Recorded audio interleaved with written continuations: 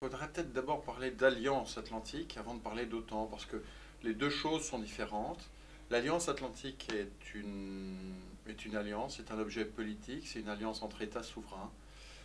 C'est une sorte d'organisation internationale spécialisée dans la défense qui a une histoire, créée en 1949, avec des circonstances géopolitiques très particulières, d'une part. Et puis l'OTAN est autre chose, c'est l'organisation du traité de l'Atlantique Nord, organisation qui est donc dépendante de cette alliance, qui est l'objet politique. Donc vous avez à un premier étage celui qui est celui des diplomates, des politiques, quelque part des militaires, mais à ce niveau-là, c'est du politico-militaire. Et puis en dessous, vous avez le deuxième niveau, qui est celui de l'organisation, de l'OTAN proprement dite, qui correspond à ce qu'on appelle habituellement la structure intégrée, et qui, là, n'est le fait que de militaires. Ce qui explique d'ailleurs, cette distinction, qui est une distinction très française, explique d'ailleurs qu'en 1966, la France, sous la décision du général de Gaulle, décide de quitter l'OTAN, mais elle demeure dans l'Alliance Atlantique, c'est-à-dire qu'elle garde le pacte de solidarité et l'inscription dans un dispositif géopolitique, même si son application, l'OTAN, témoigne désormais, de 1966 jusqu'à 2009, d'une appréciation française. C'est une excellente question parce que on pourrait se poser la question, pourquoi est-ce que l'OTAN existe 25 ans, 25 ans après la chute du mur de Berlin, alors que le pacte de Varsovie, la structure équivalente qui avait été montée par les soviétiques, a disparu très rapidement.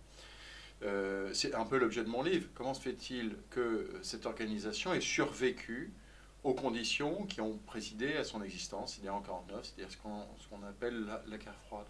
Et ce que j'essaye de montrer, c'est qu'elle n'a cessé de se réadapter, de se réinventer, de se transformer. Ça a été vraiment un héritage qui est venu de la guerre froide et qui a été transformé, d'où le sous-titre « Transformation d'un héritage ». Alors, ça a suivi plusieurs chemins. Le premier chemin était celui de l'organisation de la sécurité de l'ère européenne avec les élargissements et les partenariats à l'Est.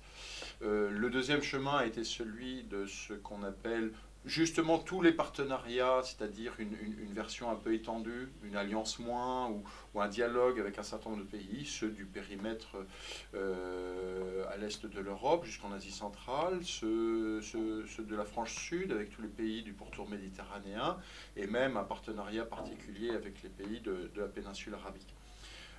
Troisième élargissement, troisième modification, troisième réinvention, ça a été celle des opérations, puisque l'OTAN, qui n'avait jamais tiré un coup de feu, du moins en circonstances réelles pendant la guerre froide, n'a cessé d'être engagée en opération de 1995 à 2014, puisque à la fin de l'année, en 2014, l'OTAN va quitter l'Afghanistan, du moins sous la forme d'une mission opérationnelle, d'une opération. On laissera juste une mission de formation.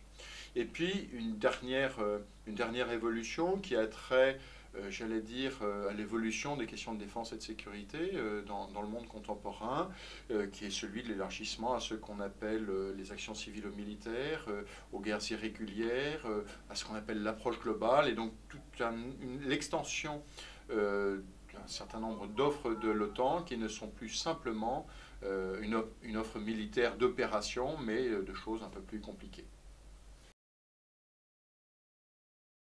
Refonte complète, probablement pas, parce que les ajustements se font comme toujours, progressivement. Je ne vais pas dire à la marge, mais progressivement, et c'est ce qui s'est passé depuis les 25 dernières années, mais l'évolution va continuer. Du sommet de Galles, on peut retenir trois choses. D'abord, bien évidemment, la question ukrainienne, qui a fait que pour un des rares sommets de l'après-guerre froide, les journalistes n'ont pas dit quelle est la raison de l'OTAN. Là, tout le monde savait à peu près à quoi servait l'OTAN, parce que Poutine était là et que, même si ce n'était pas un ennemi, il y avait un acteur extérieur qui posait des difficultés, on va dire ça. Cela étant, l'Ukraine n'est pas un pays allié, et donc l'Alliance proprement dite ne pouvait pas faire de choses directement, elle pouvait faire de l'appui indirect. Cela étant, ça lui a posé des questions de réassurance et de réaction qui l'ont amené à se poser des questions.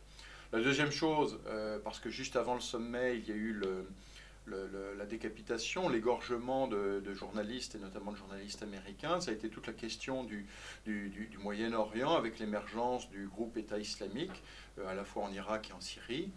Et là, si l'OTAN elle-même n'a fourni qu'un appui politique, le sommet était l'occasion d'un certain nombre d'alliés de discuter, et notamment de ceux qui étaient en pointe, de former une coalition de volontaires.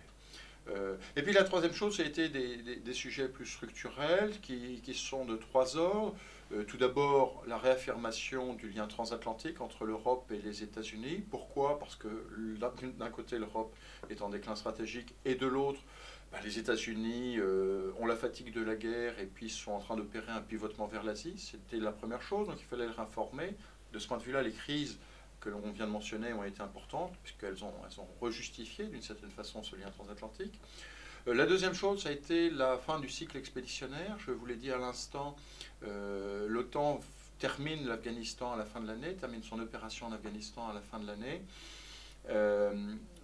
Et donc, la vraie question, c'est du militaire, pourquoi faire? Comment conserver à la fois la mission d'article 5, qui est donc de défense collective, qui est la première raison d'être de l'OTAN? Comment conserver tous les acquis, justement, des opérations des 20 dernières années, notamment dans des circonstances de gestion de crise et de guerre irrégulière? Et puis, comment se préparer aux défis futurs, défis militaires futurs? Et d'une certaine façon, ce qui est en train de se passer au Moyen-Orient en est un bon signe.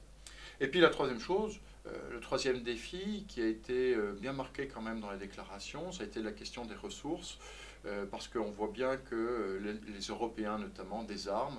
Vous avez certains pays qui sont à 0,5% de leur budget qui est consacré à la défense, 0,5% du PIB, pardon, qui est consacré à la défense, et les alliés ont dit, écoutez, on ne peut pas descendre trop bas, il faut réaffirmer l'importance des questions de défense, surtout dans un monde beaucoup plus incertain, avec des menaces et des risques à nos frontières, à notre flanc est, à notre flanc sud, avec une Asie qui réarme très fort. Et donc il faut revenir à quelque chose de plus raisonnable, et par exemple au seuil des 2% du PIB consacré aux dépenses de défense. Et dans ces 2%, 0,2 à 0,2%